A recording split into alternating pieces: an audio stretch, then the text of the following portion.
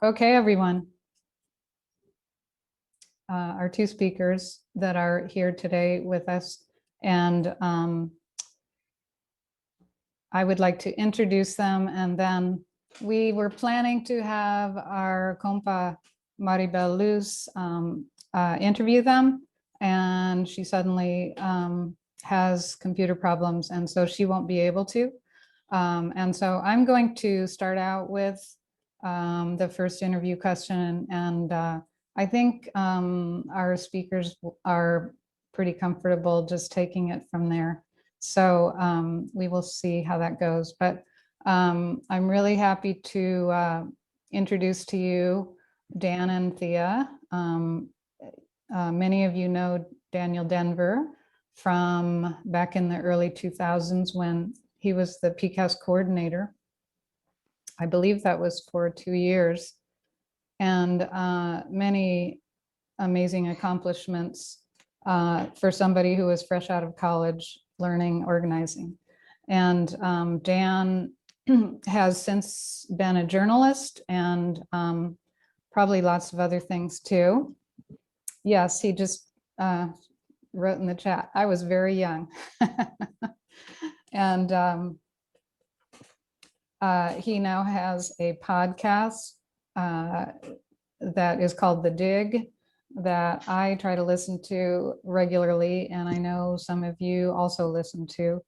And then Thea was an amazing activist as a Reed College student at that time, and she went on to get her doctorate in political science and is a professor, and also has written a book about what's going on specifically in Ecuador, and she can tell you more about that as well. So Thea and Dan, do you want to just say hi? And I'm going to try to get you on the spotlight here. Hi, thanks so much for having us. Hey, it's so good to see a lot of familiar faces from Portland, and way overdue for a visit back. Was hoping to make it last year, but then, you know, stuff happened. It's so exciting to see you both. Yeah, it's really great. Yeah, PCASC was an incredibly important part of my political development, and I often make reference to the fact that I got to learn from so many experienced Central American revolutionaries and Portland labor activists and so many other people. As someone who was 22, 23 years old at the time, it was like deeply fundamental to how I think about politics. So thanks for having us. Okay, we're going to start out with kind of asking you to give us a kind of brief overview. We've got about 30 to 40 minutes with you, and then we also have a Q&A, so you can take your time. And I know people are going to have questions, so it should be a pretty good discussion. But if you could give us a brief overview of the political state of Latin America, and I know that's a super broad question. And we also want to hear about specific movements, the people's movements in various places. So if you can start with that, that'd be great. I'm going to defer to Thea to start because she's an expert and I am by profession now a generalist. So I'll follow her. I can get us started. I will preface this with the caveat of saying that I've been I'm conducting research for the past year and had a fortunate leave from teaching. And I'm happy to talk about what my research is on because it intersects with Latin America. But for now, I'll just say that I'm not like regularly teaching Latin American politics. So this is also not something I'm like lecturing about every week, but I will give my short take.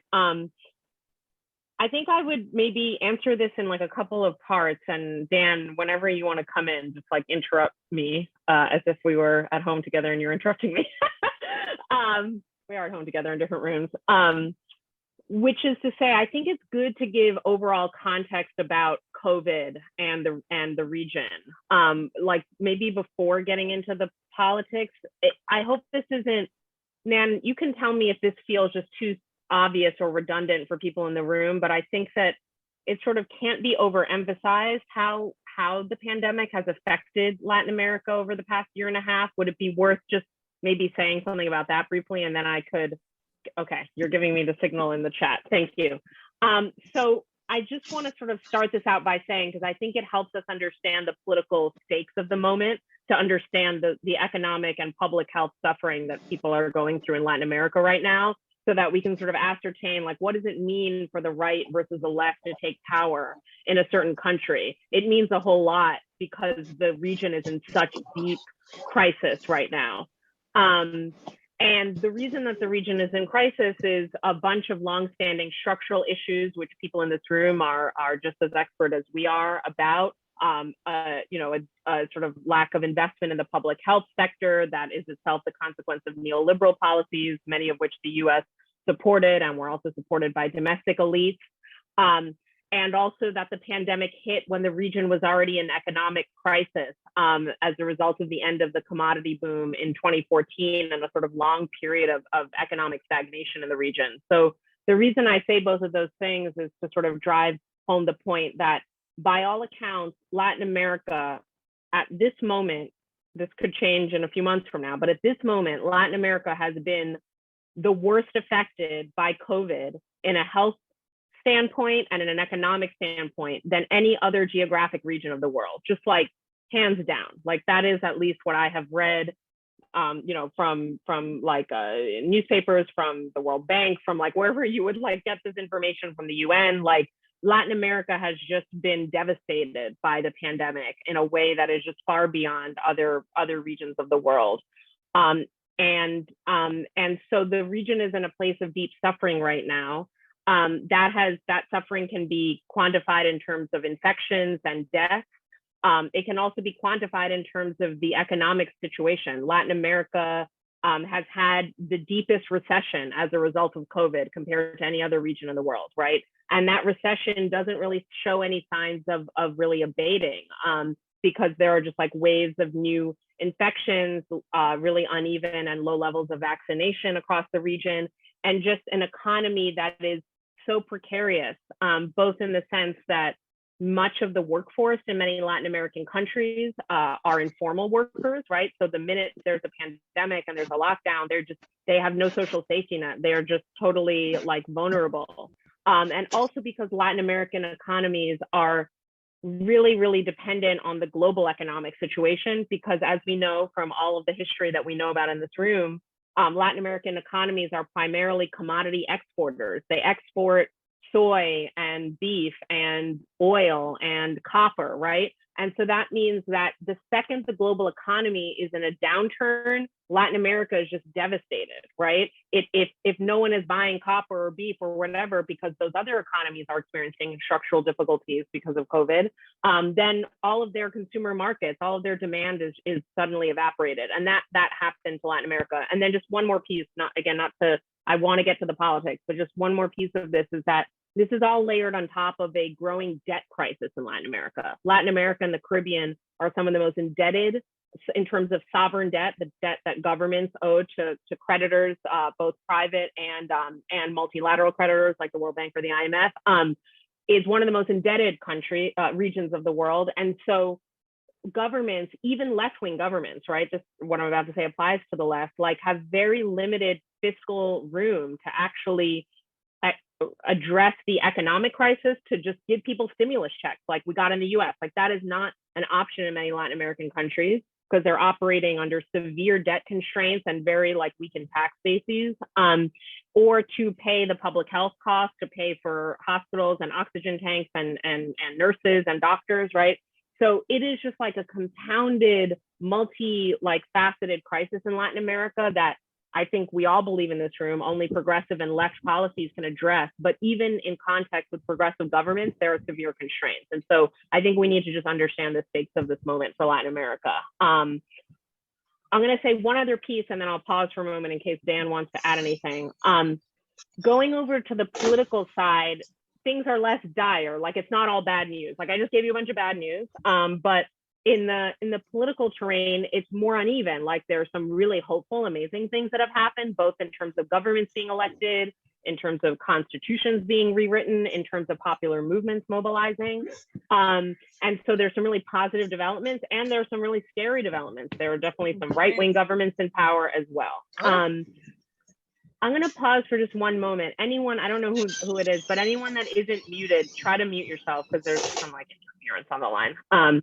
Anyway, so we're definitely not in a moment of either left-wing like power across the region or right-wing power across the region. And I think that that's like an important nuance that is sometimes hard to kind of keep in mind, but is important to keep in mind. We had a period from roughly the year 2000 to the year 2014 where we had one left-wing government after another elected. We had Evo Morales, Rafael Correa, Lula da Silva, the Kirchners, like, I mean, I can't even remember them all because there's so many, right? We had a moment in that trajectory of the pink tide in 2010 where 2/3 of Latin Americans, 2/3 of Latin American inhabitants lived under a left-wing government. It just like was a total period of almost like seemed like left-wing hegemony in the continent, right? We can get into the complexities. Was this left-wing government good or bad? You know, we can get into there, but the point is like there was a lot of left-wing governments in power. Then in 2014, almost all of those left-wing governments entered into crisis of various sorts. Some of it was the international picture. We had a crash in global commodities. Like I said before, Latin America is very dependent on those commodities. So we had economic ripple effects in every country. As a result of the end of the commodity boom, the crash in oil prices affected Venezuela very deeply. The crash in copper prices affected Peru, right? We could go down each of them. But the point is all of these countries with whatever government they had, but a lot of them had left-wing governments, had economic crisis as a result of the global commodity crash. And combined with like a resurgent and really active right wing in a lot of countries that have been like gearing up and trying to find a moment to like insert itself and undermine the left, we had more like sort of unity among the right. We also had, you know, obviously a couple of years later, Trump in power, who really helped out the right-wing movements in Latin America, the right-wing political movements. So we had a period of real crisis for the left. And there were multiple years, and I think Dan probably agrees with this, that I just thought it was really over for the left coming to power in Latin America. It just seemed like it was not feasible because of those international, regional, you know, and you know, case-by-case issues. But that ended very concertedly recently. Like that period where it seemed like the right was going to be in power forever ended because we had MAS, the Bolivian movement towards socialism, came back to power in Bolivia after a period of like a really right-wing interim, like neo-fascist government and a coup against Evo Morales, right? So after all of that uncertainty and moment of right-wing power in Bolivia, that actually ended very decisively with the election of a president, Arce, in Bolivia, right? So we have the election of the left in Bolivia. We had the election of the left in Peru, like, I mean, really just like way outside of my realm of expectations. We have Pedro Castillo, a teachers union leader in Peru, communist, self-declared, right? Like coming to power in Peru, despite the Fujimori dynasty trying to prevent him, right? We have Lula forecast to be like a front runner in the upcoming Brazilian elections. We don't know. I mean, a lot can happen between now and then. Of course, the right wing will do anything to prevent the Workers' Party from coming back to power, but it's hopeful to see that. We have in Chile, a place ruled by a brutal neoliberal dictatorship until 1990, having a constituent assembly process rewriting their constitution that is a dictatorship constitution, that was a constitution that came from the Pinochet government regime, rewriting it. And that rewriting of the constitution is itself the result of decades of social mobilization in a context that's very difficult, a very neoliberal context, a context where the center right and center left collude a lot to exclude popular forces from government. So you had decades of social movements, a lot of them around education, against privatization, youth movements, feminist movements, culminating in, of course, most recently, as I'm sure we all remember, this cycle of really inspiring protests right before the pandemic in late 2019 in Latin America. Chile was like a bright star of that, like really massive protests against austerity. And so now out of those protests are coming this constitutional rewriting process. In Ecuador, a much more mixed picture. We have the right back in power. though there were multiple left-wing candidates that did quite well in multiple rounds of the election. We can talk about that if you want. That's like my area, so I'm happy to revisit that, but I'll just do it quickly for now. But in Ecuador, also in 2019, we had really inspiring protests, also against austerity measures imposed by the IMF and the government in Ecuador, and those measures were partly reversed as a result of protests, right? So I'm kind of giving you a little just like tastes here and there, but the point is to say that we're in a moment of very high stakes, of deep economic crisis, and of political uncertainty in the region. And I don't think any political force can claim regional hegemony, which makes this moment different than the 80s and 90s, where we had hegemony of the right and neoliberalism and the US-led imperial project. And it makes it different from 2000 through 2014, where we had this moment of like almost something like left-wing hegemony, or at least left-wing forces were ascendant, right? So it's neither one of those moments. It's like a liminal in-between moment. And I think that it all just depends on which political forces can organize themselves better. Some of it depends on how the Biden administration deploys soft and hard power in the region, and which movements and governments they decide to either support or undermine, right? So there's like a lot of factors, and then how the pandemic unfolds, which is still unpredictable. So I'm going to leave it there because I think it gives you a panorama that's a little like sketchy and kind of just spots here and there. But I think it gives you a sense of what's happening in a few places with notable, interesting recent political outcomes, and regionally, just the depths of suffering right now. I'll add briefly on Chile, where we lived about like 2 years ago when Thea was doing research there for a new project, which is on on lithium mining and the whole green energy supply chain and the extractive conflicts that it leads to. But Daniel Jadwe, who is the Communist Party mayor of Recoleta, which is a municipality in Santiago. Santiago doesn't have one mayor, it has like I don't know, 18, a bunch of municipalities that make up Santiago, and he's the mayor of one of them, and has done this amazing job there and become sort of a national celebrity. Recoleta, this working class, extremely diverse neighborhood under Jadwe, who's a left-wing Palestinian sociologist and I think architect, who's the mayor. They've set up a librería popular, and a farmacia popular, and a a ton of different like community institutions selling cheap glasses, cheap books, all kinds of stuff. It's really remarkable. And he, last time I checked, is the front runner to win the next presidential election in Chile, which is a huge deal, not only in terms of defeating the currently governing right in Chile, but in terms of the politics of the center left to left coalitions that have governed Chile under the left since the end of the dictatorship, when traditionally sort of the right of that coalition has governed. The Communist Party has always been a more marginal member of the coalition on its radical left. And now with Jadwe in the lead, we could see a communist president of Chile, and a very interesting person at that, very smart guy, very like innovative and unusual. The part that I will add on to at greater, but not too great length is Central America and the migration crisis, which is really a crisis in U.S. empire in many senses, a crisis that goes back in some senses hundreds of years, but more proximally goes back to the very sort of conflicts that PCASC was founded in 1979 as the Portland, Nicaragua Solidarity Committee to fight against, the PCASC was founded in 1979 as the Portland, Nicaragua Solidarity Committee to defend and fight in solidarity with the Sandinista revolution in Nicaragua and against Reagan's dirty wars in the region, and obviously spent the 1980s fighting in defense of popular movements and revolutions in Nicaragua, El Salvador, and Guatemala. And that was one of the most powerful social movements in the US of the 1980s. That PCASC is really one of the few remaining local descendants of, which has always been incredibly impressive and speaks to PCASC's ability to adapt to the times. But really the very mission that PCASC was founded upon is more relevant than ever right now, because the decades, even centuries of US intervention in Central America, the US fossil fueled capitalism that has created climate chaos in Central America, the deportation policies that have exported US gangs founded in the US to Central America, the mano dura security policies that have further increased repression and repression in Central America.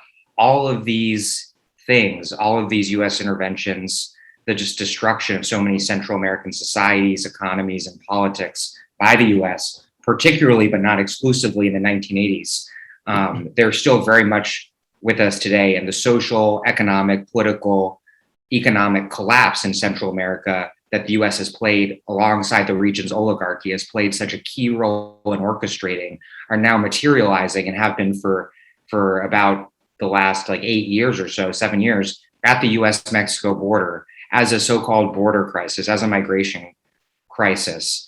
And it is a key task of the left in this country, and certainly something that the left as a whole can learn a lot from the Central America Solidarity Movement about.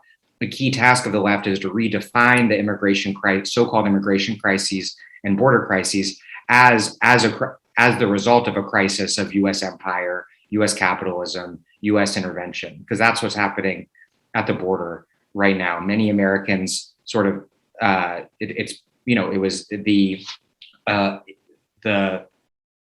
that sense, Trump's election was, amongst many other things, in significant part, a blowback to US empire in Central America, where Central American migrants are pushed out of their homes onto an incredibly treacherous journey through the Northern Triangle, through Mexico, to the Mexican border, and then presented by American politicians of both major parties as a problem from somewhere else, whether the kind of more humanitarian approach of some more liberal Democrats or the more draconian approach of more establishment Democrats and right-wing Republicans. It's presented as a problem from somewhere else that we have to deal with in some other way, but fundamentally as a problem that our government and our capitalist system are deeply complicit in creating. And that crisis is mystification as a border crisis, as a migration crisis, rather than what it actually, obscuring the fact that what it actually is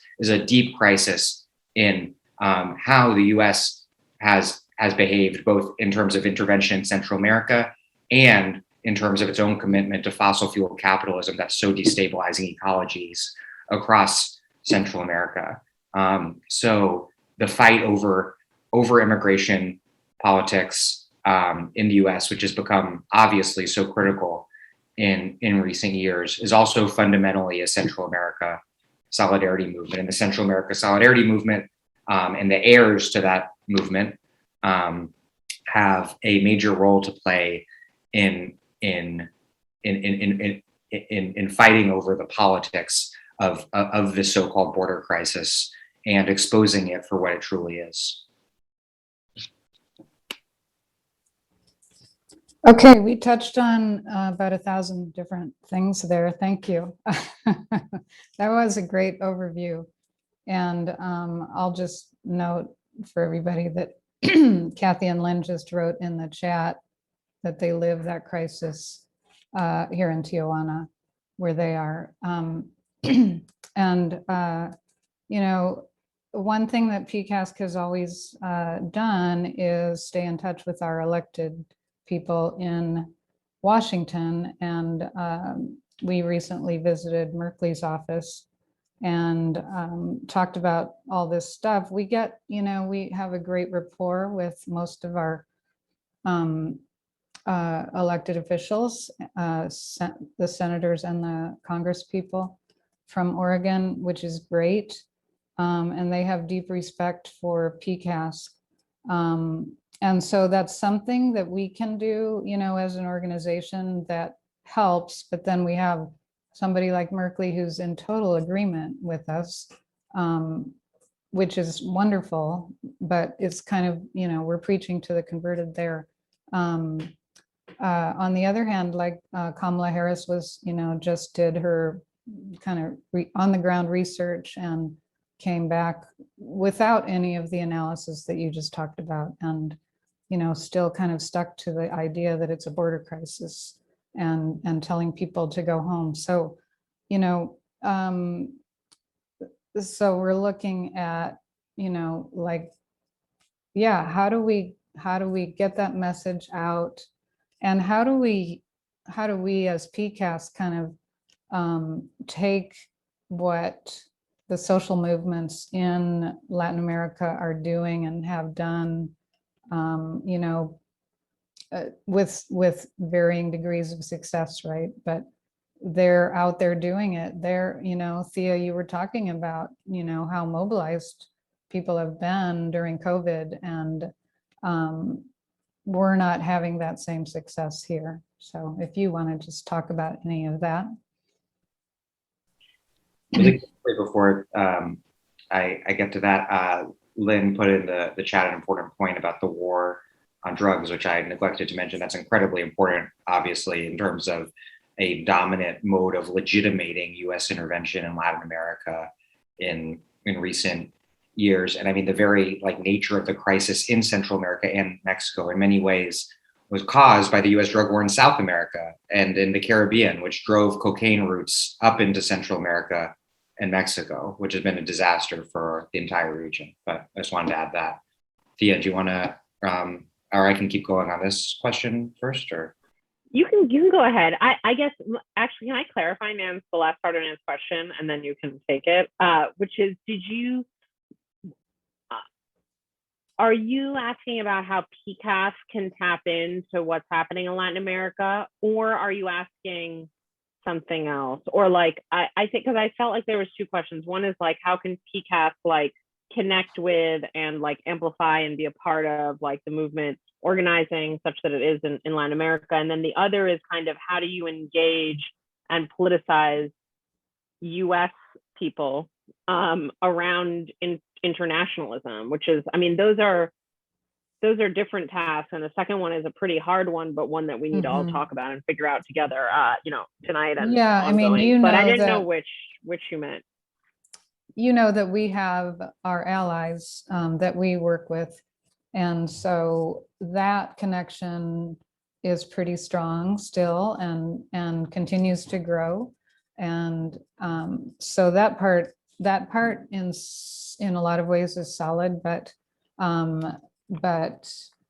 activating the people here in Portland and especially tapping into younger people, which is what PCASC continually needs in order to grow and survive, has been more challenging for us. And so, we're looking at Latin America as a model of people really being mobilized.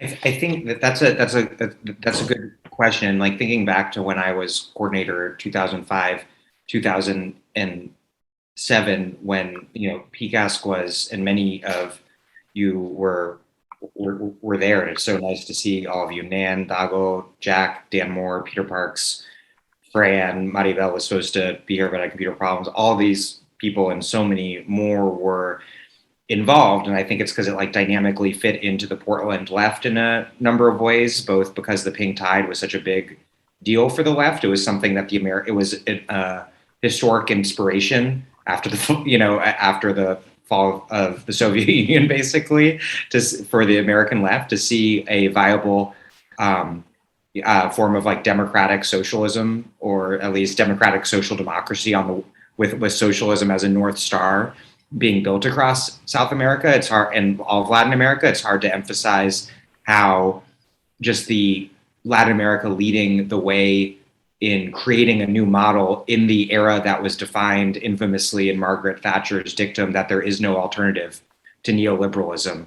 I think that was incredibly inspiring and attractive to people in the mid-aughts. And then there was the connection to labor, which I've never seen anything in terms of the labor-left relationship really anywhere else in the country, like what was going on in Portland at that time, where Jobs with Justice had essentially displaced the Central Labor Council meetings as the actual CLC of Portland, and the meetings, the J with J meetings at the time, would have representatives from like, it'd be like 60 people around the table at a regular J with J meeting in Portland, mostly representing different unions, which is pretty wild.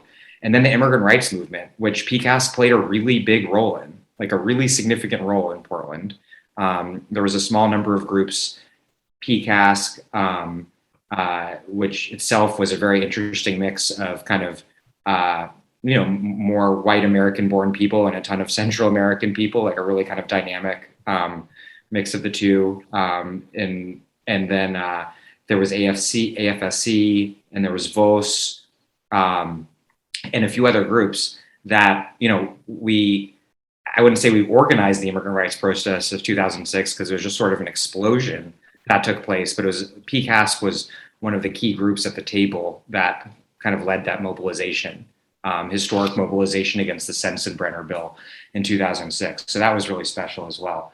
So in terms of where might a group like PCASC fit into the left today, a left that incidentally is far stronger overall, like orders of magnitude stronger in the US than it was when I was PCASC coordinator. It's no coincidence that you have Jeff Merkley as a US Senator now. We didn't have any, federal elected officials like Jeff Merkley. I think he was a state rep from the West Side, right around then, I think. But he was actually on the East Side, but yeah. Yeah. But state rep, right? He was not we had no federal elected officials who were deeply sympathetic. So, so the conditions are in some ways much better in terms of the left, the U.S. left, than they were then, much, much better. But Latin America is less salient. And so I think the question for PCASC, and this is as someone who's obviously not been involved, having not lived in Portland since 2007 when Thea and I moved to Ecuador. So take it with a heavy grain of salt, because I may not know what I'm talking about. But my thought would be just the question is how PCASC situates itself within an otherwise fairly vibrant left. And my bias, and this might be because I focused on immigration so much in recent years, would be the Central America migration connection. That's a place where PCASC really has something to offer in terms of history and perspective that really clarifies the nature of the current crisis and what's at stake and how it's resolved. I'm going to kind of jump off from a few of those points, and really, I think important to note that as terrible as things are in American politics and U.S. politics, I agree with Dan's assessment, and we share this assessment that in our couple of decades on the left, in many ways, it feels like a less marginalized political position and political community than it was when I was 15, for example, where, when I was 15, it was very weird to not like capitalism. It was just a weird subculture. And now it's most people my age, I'm an old millennial, and Zoomers, forget about it. I mean, they all know that capitalism is a problem. That doesn't mean that they're politically active or that they know what organizing is or that they know how social change occurs. But the baseline just level of sort of this kind of just inchoate social consciousness is much more permeable than it was when, in the late 90s, for example. And also on the organizational front, we can talk about PCASC and its trajectory, but just more broadly, there's just a lot more left organizations out there. I'm a very active member of DSA, and we're almost 100,000 strong nationally. And that's the largest socialist or communist organization since the World War II era in the US. So, there are some bright spots, and I would very much count the George Floyd uprising of last summer, though it was around a tragedy and against an incident of extreme brutality and many other such incidents. It was an extremely inspiring uprising that I think also did a tremendous amount to shift the public consciousness. Of course, there's a backlash to that now from the right, again, other things we can discuss, but it certainly was a pivotal moment in American history of, I guess, the largest social movement geographically and number wise in US history. So I think those bright spots are important. What I think, though, that is challenging, and what I picked up from what Dan was saying, but also from Nan's question, is it's challenging always, with few exceptions, maybe, to get US people involved and aware of US imperialism, of the US role in the world, and to act in solidarity with people beyond our borders, right? Like, this is just like the sort of nature of the culture or imaginary of US exceptionalism. Like, people in the US, maybe not immigrants who have real connections to elsewhere, and maybe not people who know about the history of imperialism, but like your average US person is like not super aware of like the US role in the world, not super aware of the power asymmetries, or super interested in like acting again in solidarity with people elsewhere. And that unfortunately includes the left. The left actually now, in a weird way, almost inverse. And Dan, I'm curious if you agree with this. Something I've been thinking about a lot recently. Curiously, like inverse to the left sort of growing prominence, like there's socialist members of Congress, there's DSA, there's like, you know, all the anti-police brutality and BLM stuff. I mean, there's a ton of stuff happening. So, but almost like inverse to that growing strength and numbers is like the left, like declining internationalism. Like the left is less internationalist. I mean, less oriented to the global, to the planetary, to like the principle of international solidarity than it was when we were active in PCASC, Dan and I, than it was, you know, a little after that, even like during the beginnings of the climate justice movement, which was super internationalist, but now it's kind of less internationalist, weirdly. Certainly less internationalist than it was during the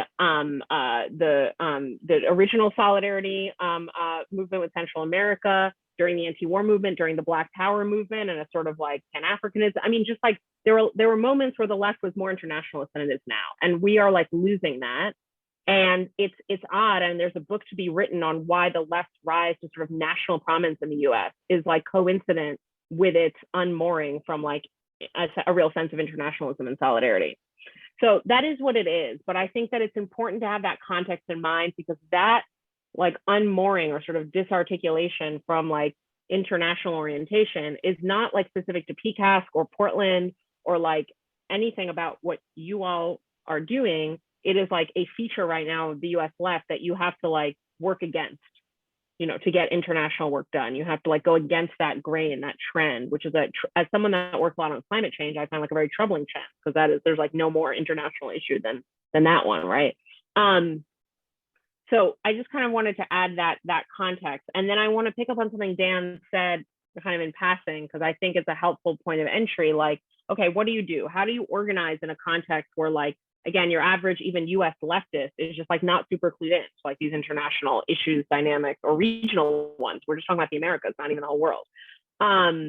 What do you do in that context? I think what was so genius about PCASC, and what was a huge part of my own political formation, was the trajectory that Dan just laid out a little bit, where like we in the early 2000s, in 2005, 2006, like underwent our own transformation a bit, kind of coming out of this long trajectory of Central America solidarity work that was still, as Dan says, like core to the mission to this day, but which had, you know, lost ground as a movement overall, right? It wasn't like there was a huge solidarity movement in the US in the 2000s, right? Like we were continuing that tradition and continuing the linkages, but we needed to think like, what else can we do that's in solidarity with Latin America that is not oriented around Reagan's dirty wars, right? Like, what is the new terrain? Like, how do we connect movements and what do we do?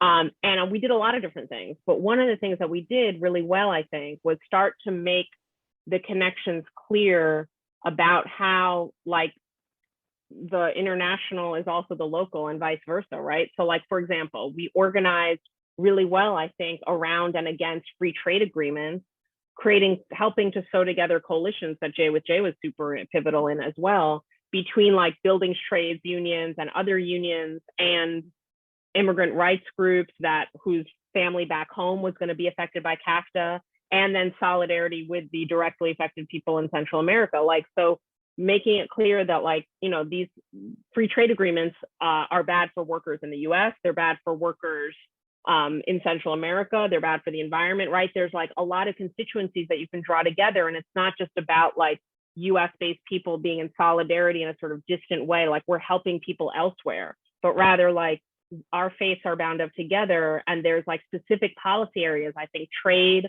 climate change, migration, these types of policy areas that really show that interconnectedness, and that there's no real way to make headway on without doing cross-border solidarity. But, you know, I think that what's harder is to make people care about things that people don't feel like affect them materially. But when you can try through political education, through organizing, through creating coalitions to kind of show that like actually these issues, and I just happened to list three again, like climate change, migration, and trade, for example, like clearly affect working class and communities of color on both sides of the border, right? And so, you know, the spark of like when a George Floyd uprising happens, that is beyond the control of any movement, including the Black Lives Matter movement didn't orchestrate that in any way. It was like a spontaneous thing that then got channeled organizationally in a variety of ways. So you can't create those moments of mass political engagement, but I think you can organize around issues that are amenable to people seeing how their stakes are connected to one another across borders.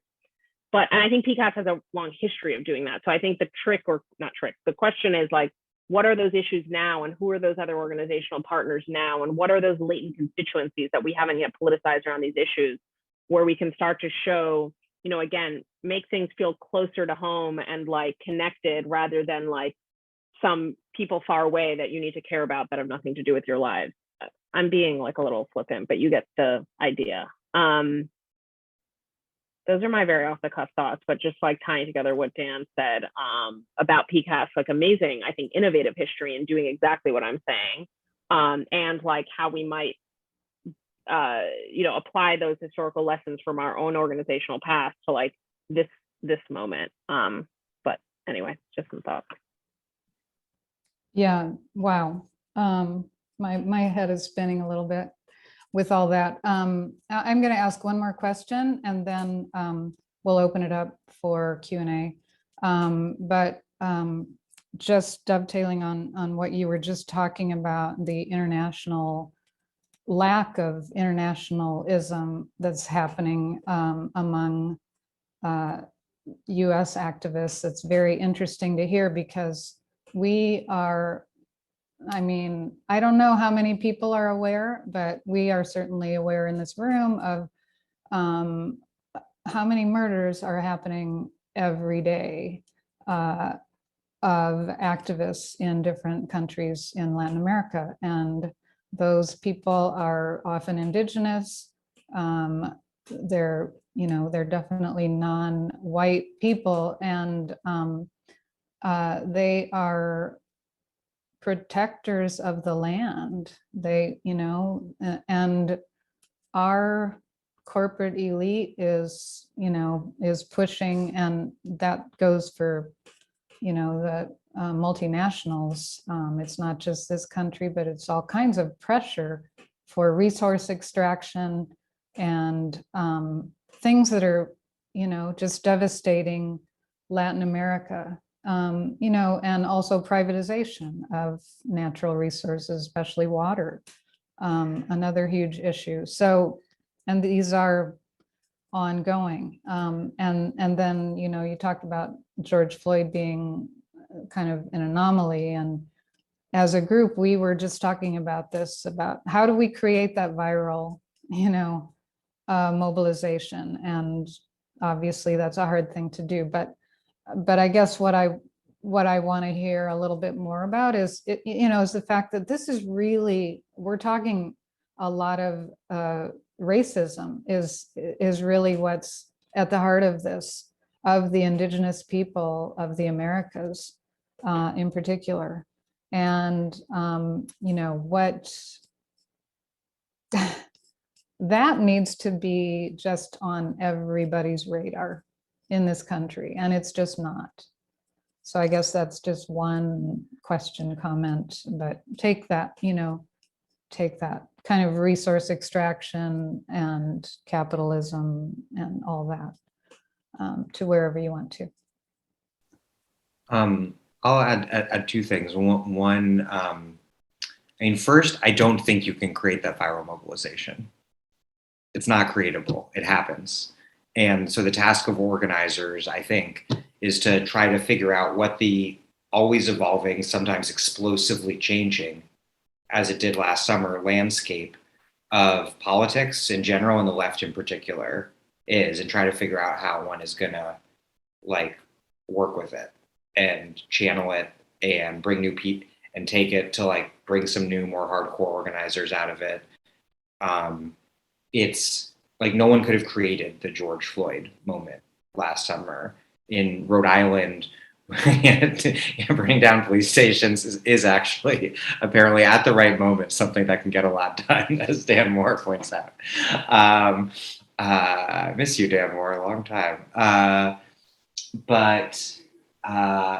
Yeah, in Rhode Island, we had a big protest planned on like an anti-austerity protest in Rhode Island, like no budget cuts to vital services during COVID type thing. And the first big George Floyd protest ended up being the very same day. And we had to obviously like cancel it because like what we were concerned about, which is a very important thing that's extremely important for working class people's lives, working class people of color's lives, just wasn't like legible at that moment. So we had to like regroup and refigure out how we were gonna do things. So like obviously things like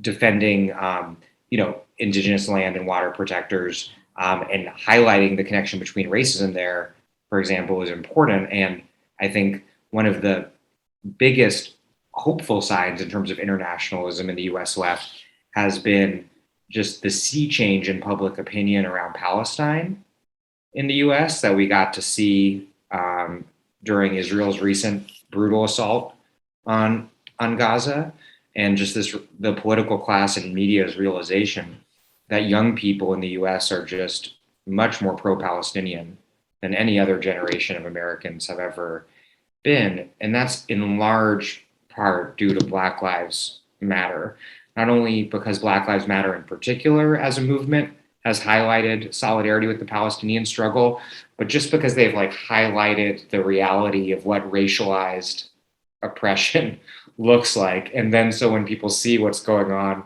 in Gaza, like the propaganda doesn't work because it's obvious to people what's going on. So to the extent that can, this kind of moment of kind of reckoning over racism, which at its more radical moments is bleeding into a reckoning over racial capitalism. At its less radical moments, not so much, but at its more radical moments, bleeding into a reckoning over racial capitalism. That one thing that can do is like create those same kind of connections. I would say specifically around Central America and the migration crisis. Like migration is a legible thing to people. So that would be my take. Thea, I don't know what you want to add.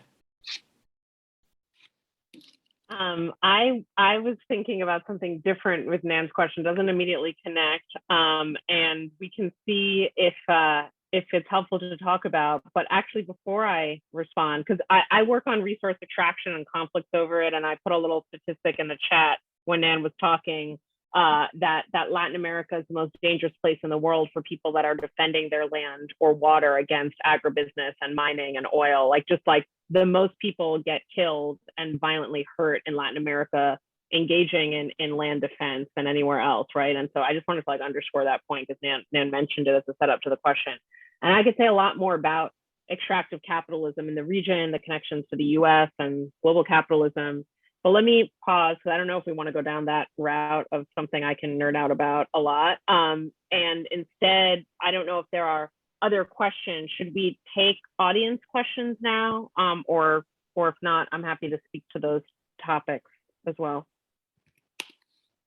Yeah, I think now is a good time to take questions. And if nobody comes forward in the next few seconds or, in the next half a minute, yeah, go for it, Thea.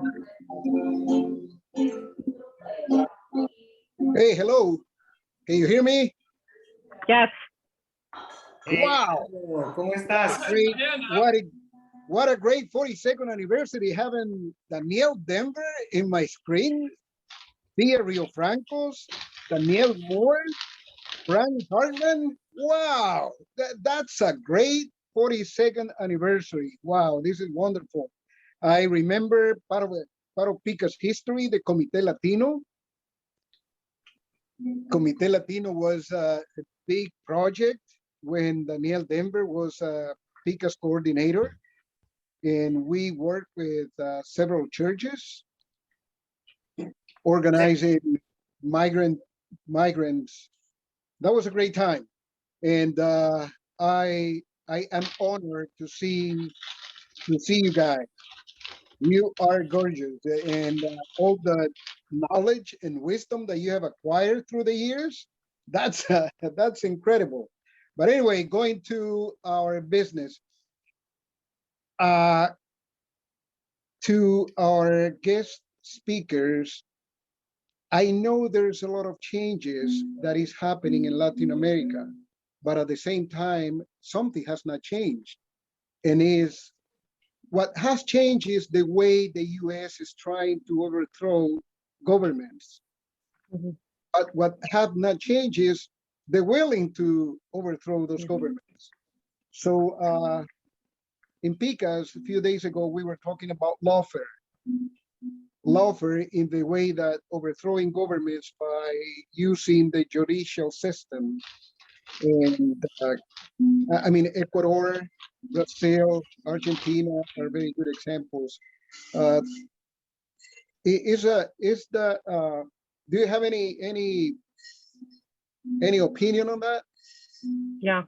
Yeah, I think first of all, it's a very astute comment. I absolutely agree. And I just want to repeat it for everyone, that there is this shift in not just the way the US deploys power, but in the way that regional and domestic elites in Latin America react against, left or popular movements, which is to use the law. And so it's like less violent seeming, right? And seems procedurally like correct or whatever. But this is what observers call lawfare. Dago, do you want to mute yourself? I think there's some sound coming through. Sorry, Oh, I just want to make sure yeah, everyone can yes, hear. yes, No, yes. you're fine. But I just want to make sure everyone can hear this because it's like a little bit of a complex concept, this idea of lawfare. It's like related to warfare, but instead of like guns, you use the law, you use judicial means, and you do things like impeach Dilma Rousseff in Brazil. She actually didn't even really break the law, but they were able to use the law to remove her from power despite her being popularly elected. And then we get a series of right-wing presidents in Brazil. So it was very effective in Brazil. And then actually in Peru, they tried to do the same thing, but it didn't work. Kiko Fujimori tried to use all of these like appeals to the courts and to recount the votes and X, Y, and Z, but Pedro Castillo, there were all the election observers and everything. I mean, he just won. And so she couldn't do it, but she really, really tried to do it. And so elites around the country are kind of using the judiciary to unseat or to prevent the left from coming to power. I want to just note a little irony in the case of Brazil, that it was actually in part under the Workers' Party that the judiciary was strengthened and made more independent, so independent that they could be like, they started to actually act against the Workers' Party government, and the right really like pushed for that too, right? So sometimes it's like an ironic turn of events like that, and sometimes it's just pure, conspiratorial, whatever. But I think that it's something to be aware of. And what I would suggest to people that are interested in this, first of all, two things. One is it's a really good place for international solidarity to like highlight where this is happening and spread the word about it, especially when the US is involved. Second, an organization that's been really good in tracking lawfare and in sending delegations to observe elections and to trying to do everything they can to ensure that the democratic will is respected is the Progressive International, I think it's called. And I'm sort of involved with them, but I'm not super active, but they do a lot. They went to observe the elections in Ecuador and Peru, and they're very active already around Brazil, because we know that the right wing will use lawfare to prevent Lula from coming to power if they can, right? And so I think that it's something to keep an eye out on and something to kind of spread the word about. But it's like clearly a replacement for some of the more brutal direct forms of imperialism. And I think that what we see is that imperialism evolves, right? There's like direct military forms of imperialism, there's economic imperialism, and sometimes that can take the form of a free trade agreement. And there's this like kind of legal imperialism and legal forms of ruling class power that are also very pernicious because they are legal, but they are using the law to political ends. But I'll just stop there. It's because it's such a big and important question. Thank you, Dago. Yeah, I know we have other hands. Yeah, if you guys want to go ahead and take the questions, but I believe Peter was next in the queue. Sure, I'll go ahead. I want to give a big hand to PCASC and especially to Dan Denvir, who I went with on a PCASC delegation to Venezuela and Colombia in 2006. And it was a real eye-opener for me. And so I want to mention that. And that was, we called it C Block then, the group that was part of PCASC, but it was sort of related to Jobs with Justice, which Dan mentioned already. But it was a way for people like me to get a more internationalist perspective and to see on the ground how people were affected by imperialism, by the U.S. What the U.S. was doing. And the other part of thing that I want to suggest is that we acknowledge how much it has helped for PCASC to bring people to this country to give talks and give tours about what's happening in their countries and very personal stories at that.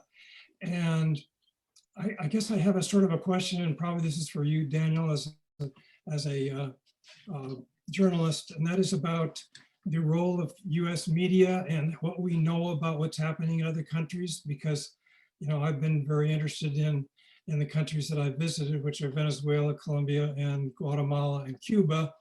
And I know that what I'm seeing in the media are not right, but that's what most people, even those leftists that are not having an internationalist view, as Theo was talking about, that's what we're seeing in general. And it's hard to get good news about what kind of a person is Maduro in Venezuela? What kind of leadership and that? So maybe you could comment on that, Daniel.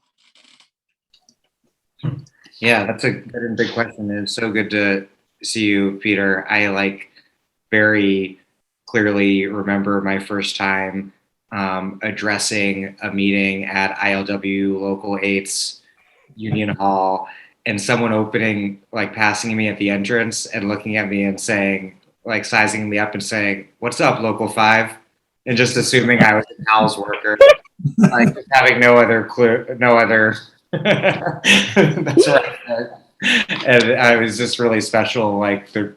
There's not really other regions in the country with as much of still vibrant history and reality of leftists in significant leadership positions in union locals. I've really never encountered anything like Portland in that regard, and it's a very special place. So in terms of media, one problem is just I think that people don't consume much international media, good or bad, really. I think there's ignorance, and then there's kind of propaganda that distorts stuff. So those are two different problems. And I guess the good news about it is that there's just unprecedented amounts of alternative media out there and alternative places where people can get their news. And I think a big part of what PCASC was doing when we were involved together, like you, a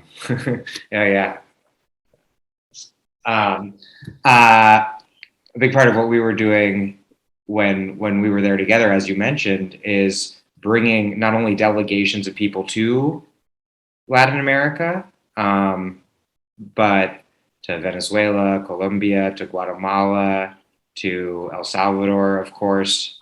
I think we may have had a delegation to Mexico while I was there. I don't recall, but maybe.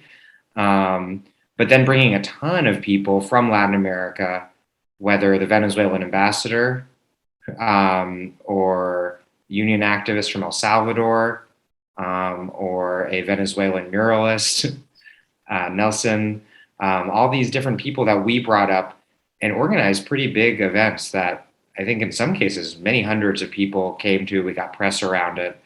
And so we used delegations of people from Latin America who could speak authentically and knowledgeably about what's going on there and the relationship of US politics and policy to the region, bringing them to Portland, getting press around it, and of course, getting the people who just come there, building all, we really used the tours that we had.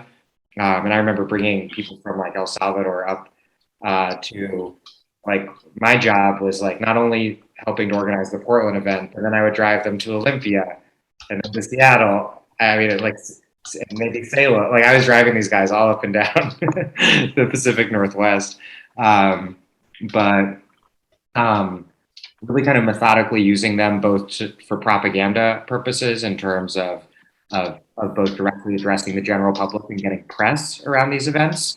I think often we'd even try to get like constituent meetings or meetings with Wyden or Blumenauer's office with these visitors, if I recall correctly. We would also organize a lot of events with what we considered strategically important partners, namely organized labor.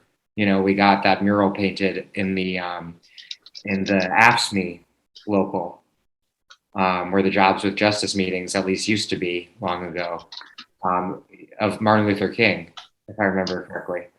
And so we really milked these visits for all kinds of political, organizing, and propagandistic purposes. And so I think we were dealing with a pretty hostile media and kind of communications environment back then. And I think we did, you know, we focused pretty hard on organizing to change that. And I think the same is true today, not only in Latin America, but really any issue. There's a mixture of kind of deep organizing work that's happening to just change people's minds and orientations in a more fundamental sense, and then more superficial communications propaganda work that one's doing at any time. And both of those are important.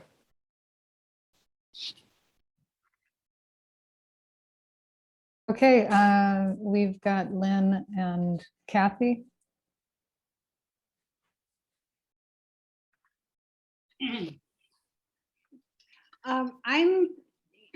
I'm curious. I mean, we've been doing a lot of work around in Tijuana with the indigenous community here, with the Kumeyaay community, and I'm interested in, since you're both talking about kind of an overview of Latin America, I'm interested in your perspective on the Zapatista movement, which is our teacher is very involved in that, in the CNE, the sort of the broader movement that the Zapatistas are part of. So I'm curious about how that's seen when you look at the kind of overview. I don't know a lot about the EZLN or affiliated entities, how they're operating in Mexican politics at this moment. It's not something I'm super caught up on. I can, just briefly say that when, I was politically radicalizing for the first time in the late 1990s, that there were few more powerful reference points for the American left than the Zapatistas. And obviously they're still there. They're still like doing their thing in Chiapas. I do think that their salience and like profile as a reference point subsided during the Pink Tide, because the Pink Tide was the left taking state power, in all these places across Latin America. So obviously the Zapatistas are still doing really important things, as far as I know, in Chiapas and throughout Mexico in a somewhat more ancillary way. But in Europe, they're in Europe. I don't know a lot about the present.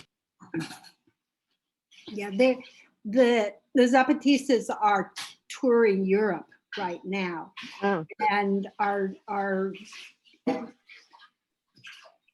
interested in making connections with organizations that are of sort of similar philosophical bent all around the world. So it's a small but interesting movement, and pretty opposed to the official left, institutional left, I guess they call it here in Mexico. Yeah, They don't have a lot of affection for AMLO, let's put it that way. I can imagine. AMLO is like a very complicated figure, even if one is not against like sort of electoral or state forms of the left, as I am not. I mean, I don't share the exact position of the Zapatistas, though I respect everything that they've done. I'm more open to the left using the state, but AMLO is, regardless, an extremely complicated figure. I mean, he's like hard to actually even classify. Like, he doesn't even read fully as a leftist to me. I'm not being dismissive if people here are fans of AMLO. I don't mean that. It's just like, he's unusual, right? He's an unusual political figure that combines elements of centrism, pragmatism, and leftism in a sort of like, unorthodox way, heterodox way.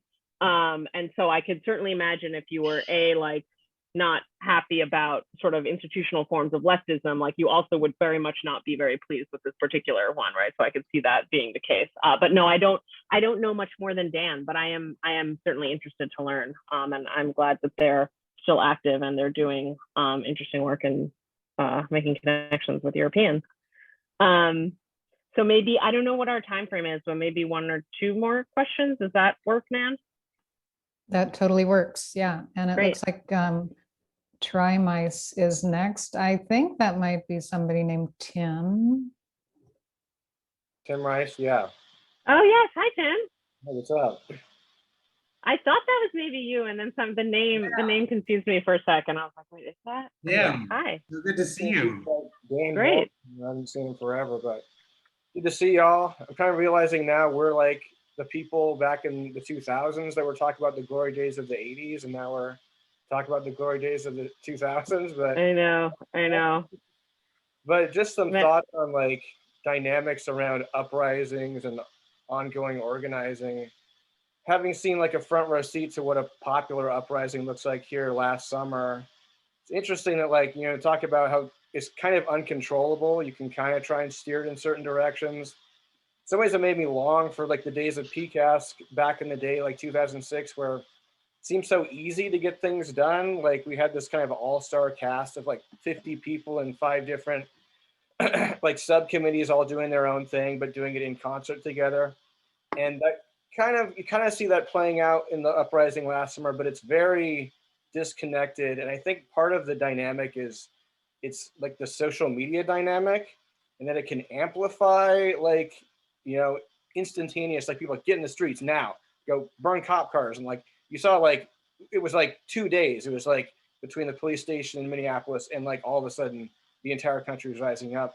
But it's also like, I feel like a lot of people who have been especially like raised on social media, it's kind of like they don't know what to do after like the action is taken. It's kind of like everything is done. It's kind of like the likes or like the follows, and then it's like, especially here, seeing like everyone would show up like in the same place every night, do the kind of ritual thing, and it like escalated to this like national political crisis. But there was never really like idea of like, okay, how do we win? It's like, we got 500 people, then we got 1,000 people every night, then we got 5,000 people every night. And it's like, I just saw like the dynamic of like, how does this turn into long-term organizing? And in some ways it was a continuation of what we saw in Hong Kong and Chile. And I kind of like subscribe to like the idea of like revolutionary waves that like, they kind of sweep the globe in these moments of uprising. A lot of groups will like adopt the same tactics all over the world. They'll see like, oh, they're using leaf blowers in Hong Kong. Let's use a leaf blower here. Like, and it's just like, so that viral aspect is like, very incendiary, but it's like, I mean, the only tangible real outcome I can see that like the most tangible thing in Portland from the George Floyd uprising was the saving of the Red House from foreclosure, which I thought would be like a logical segue if you're talking about Black lives, gentrification, doing that. But there's definitely a lull. I think there's always like a post-uprising hangover, and it's definitely big time here. It's like there's not much happening. I mean, like maybe we'll see another resurgence, but didn't really continue the way you'd hope it would have. And those are just some of my thoughts on that. I think that's a really perceptive point, and it's really good to see you. I didn't recognize you due to your not that tricky pseudonym, but slightly tricky pseudonym. It's been like 15 years, probably, or something like that. Damn. Yeah, I think that's a really perceptive point, and I think that's precisely why we need to build organization, is because you can't catch all the fire in the bottle, like from these mass uprisings. But the stronger organizations get, I think, the more there can be sort of like a disciplined orientation to what happens after the initial uprising, which is a lot more inchoate and not really like called by anyone, usually. And I think I also agree that the social media dynamic is definitely a double-edged sword.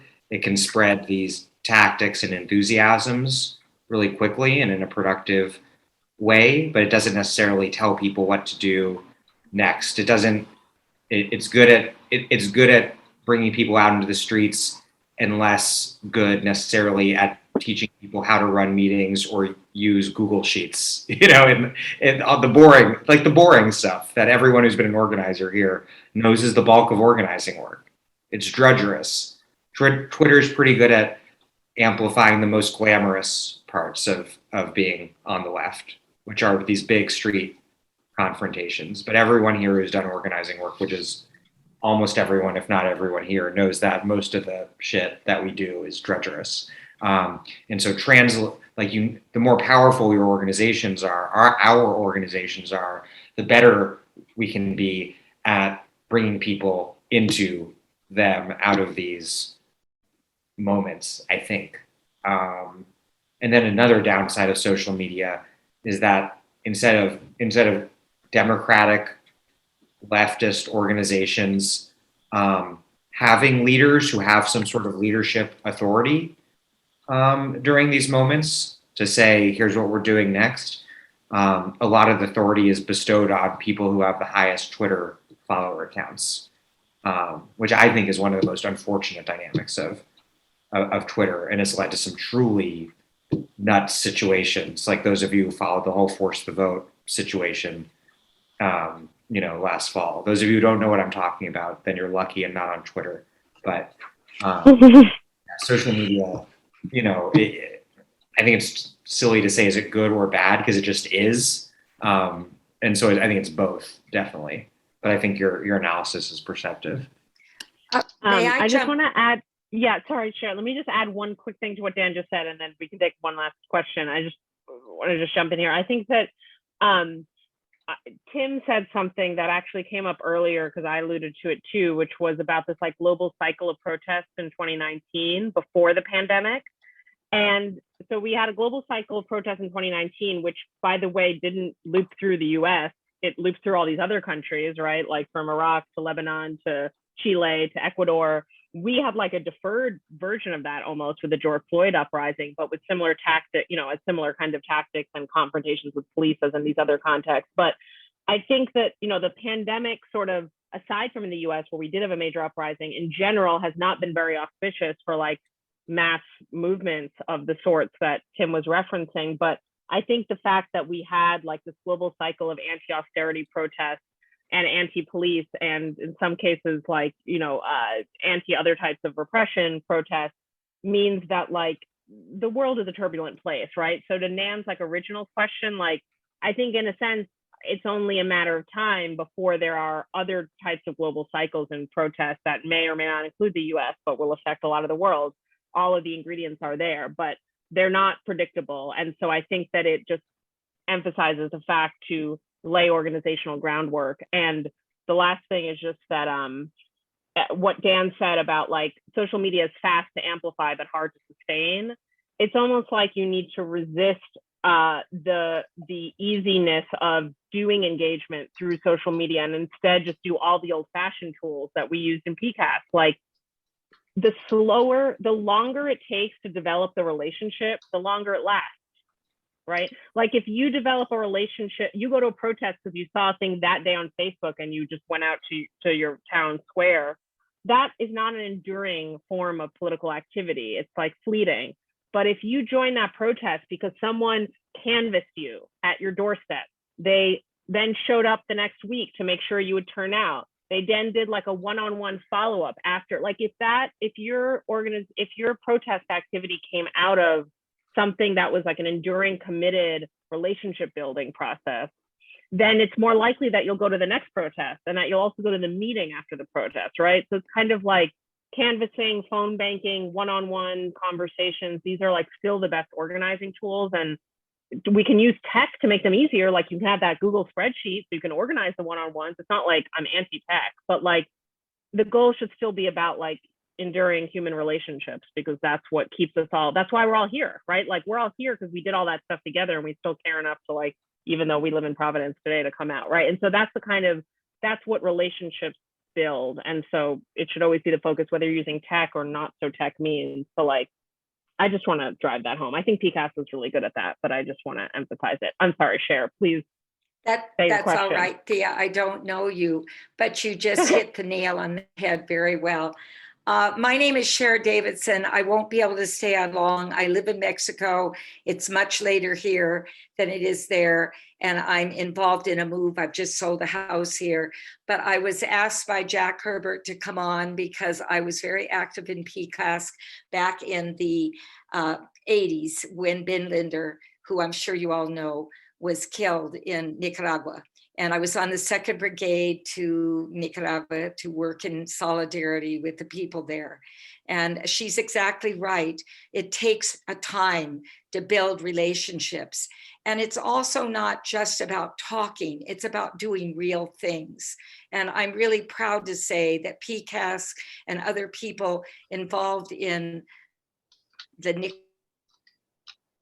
situation, we became lifelong friends. And I see one of them on here, Dagoberto, and his brother Carlos, I haven't seen, but Carlos was on one of our brigades. We ultimately, my husband and I, who are now in our late 70s and early 80s, started a nonprofit here in Mexico. We've been down here off and on for 20 years. And we finally saw the need of the people from Central America are so desperate. And it was so awful due to so many faulty, I don't need to tell all of you, you all know about the terrible US policies that go all the way back to the 1800s in these countries. But we found a shelter, and we are called the Latin American Relief Fund. We support this shelter now just outside of our town in an area called Guanajuato, the state of Guanajuato, in a town of Celaya. And the man that runs that shelter is an amazing human being. And when we met him, we asked what we could do. And he modestly said, I knock on doors to pay the rent. And we said, we'll pay the rent. We didn't know what we were saying. And we came back to Portland. Some of you were probably there. We did a big concert, raised money, got an NGO through my daughter, who works with a very proactive, pro-social law firm. And that's been 4.5 years ago. And we were proud to last year raise enough money to buy the house. So we now are able to support this house, the activities. We have many migrants and refugees are living there full time now during the pandemic. And the Mexican government granted us, amongst only one other shelter, the opportunity to stay open. So we're very proud of that. And I would say that all of you are moving the right direction. You all have the right ideas.